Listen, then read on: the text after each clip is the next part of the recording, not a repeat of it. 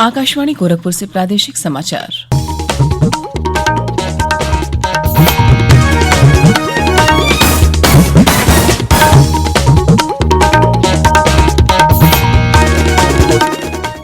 नमस्कार, समाचार बुलेटिन के साथ में शिवानी अरोरा। पहले मुख्य समाचार। प्रधानमंत्री नरेंद्र मोदी ने कहा, भारत ने कोविड-19 महामारी से निपटने के लिए वैज्ञानिक दृष्टिकोण अपनाया।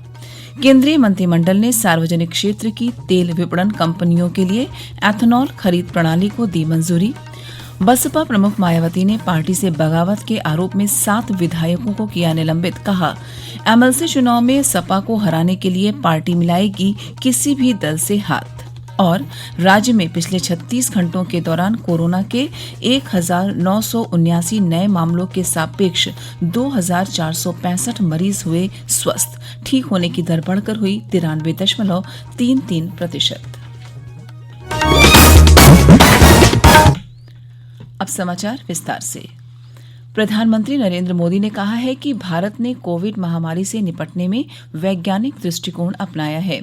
अंग्रेजी दैनिक से साक्षात्कार में प्रधानमंत्री ने कहा कि संक्रमण के शुरुआती दौर में सम्यक उपाय किए जाने से सरकार को इससे बचाव की तैयारी में मदद मिली। भारत उन देशों में शामिल है जहां कोविड-19 मृत्यु दर सबसे कम है।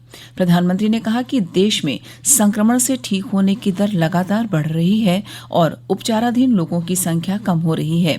प्रधानमंत्री ने कहा कि कोविड-19 महामारी से देश की 130 करोड़ जनता पर असर पड़ा है और सरकार तथा जनता इससे निपटने के लिए मिलकर प्रयास कर रहे हैं। उन्होंने कहा कि वायरस अब भी देश में मौजूद है। इस स्थिति से निपटने के लिए क्षमताओं को बढ़ाने, लोगों को और अधिक जागरूक करने तथा अधिक सुविधाएं देने पर ध्यान दिया जाना चाहिए। श्री मोदी ने आश्वासन दिया कि जैसे ही वैक्सीन उपलब्ध होगी, हर व्यक्ति को इसका टीका लगाया जाएगा और कोई भी व्यक्ति इससे वंचित नहीं रहेगा। प्रधानमंत्री ने कोविड महामारी के दौरान पीएम कल्याण पैकेज, अनाज का मुफ्त वितरण और श्रमिक विशेष रेलगाड़ियों जैसे सरकार के विभिन्न उपायों का भी जिक्र किया। उन्होंने कहा कि 8 महीने तक 80 करोड़ लोगों को निःशुल्क अनाज और दालों के वितरण का मिसाल इतिहास में कहीं नहीं है। भारत की अर्थव्यवस्था उम्मीद से ज्यादा तेजी से सुधर रही है और हाल के सुधार विश्व के लिए संकेत हैं कि नया भारत बाजार और बाजार की ताकत पर विश्वास रखता है। श्री मोदी ने विश्वास व्यक्त किया कि हाल में सरकार के श्रम सुधारों से विनिर्माण और कृषि क्षेत्रों में वृद्धि दर बढ़ने और सार्थक परिणाम हासिल करने में मदद मिलेगी। श्री मोदी ने कहा कि सरकार अर्थव्यवस्था को लगातार गति देने के लिए सभी उपाय करेगी। प्रधानमंत्री ने आशा व्यक्त की है कि कोविड-19 के बावजूद वर्ष 2024 तक देश को $5 ट्रिलियन की अर्थव्यवस्था बनाने का लक्ष्य हासिल कर लिया जाएगा। उन्होंने कहा कि एनडीए सरकार ने हमेशा अपने लक्ष्यों को पूरा किया है। श्री मोदी ने कहा कि ग्रामीण स्वच्छता और गांवों तक बिजली पहुंचाने का लक्ष्य समय से पहले पूरा कर लिया गया। 8 करोड़ उज्ज्वला कनेक्शन भी नियत समय से पहले दिए गए। केंद्रीय मंत्रिमंडल की आर्थिक कार्य समिति ने कल पेट्रोल में एथेनॉल मिलाने की व्यवस्था के अंतर्गत सार्वजनिक क्षेत्र की तेल कंपनियों के लिए एथेनॉल खरीद प्रणाली को मंजूरी दे दी। सूचना और प्रसारण मंत्री प्रकाश जावड़ेकर ने नई दिल्ली में संवाददाताओं को बताया कि पहले देश भर में एथेनॉल का एक ही दाम हुआ करता था, लेकिन अब इसके अलग अलग दाम होंगे। श्री जावड़ेकर ने कहा कि चीनी से बने एथेनॉल के नए दाम 62 रुपये 65 पैसे प्रति लीटर होंगे। बी श्रेणी के शीरे से बने एथेनॉल की कीमत 57 रुपये 61 पैसे और सी श्रेणी के शीरे से बने एथेनॉल के दाम 45 रुपये 69 पैसे प्रति लीटर तय किए गए हैं।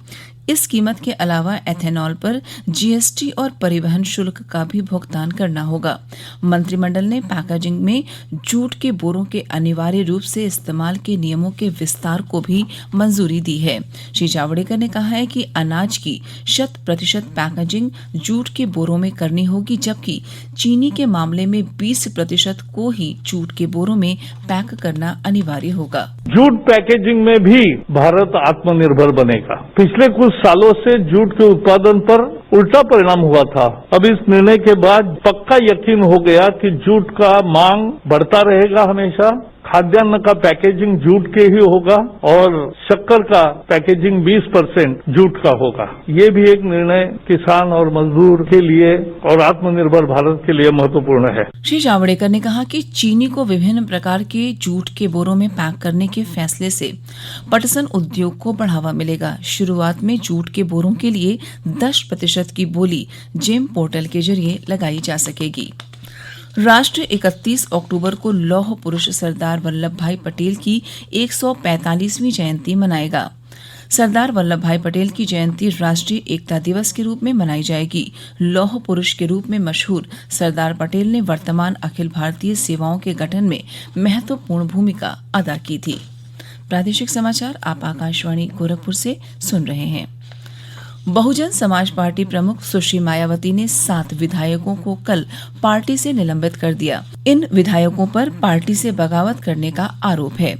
निलंबित किए गए विधायक हैं भिनंगा सीट से मोहम्मद असलम रायनी, धौलाना से चौधरी असलम अली, प्रतापपुर से मोहम्मद मुजतबा सिद्दीकी, हंडिया से हाकिमलाल बिंद, सिंधौली से हरगोविंद भार्गव, मुगरा बादशाहपुर से श्रीमती सुषमा पटेल और सगड़ी सीट से श्रीमती वंदना सिंह।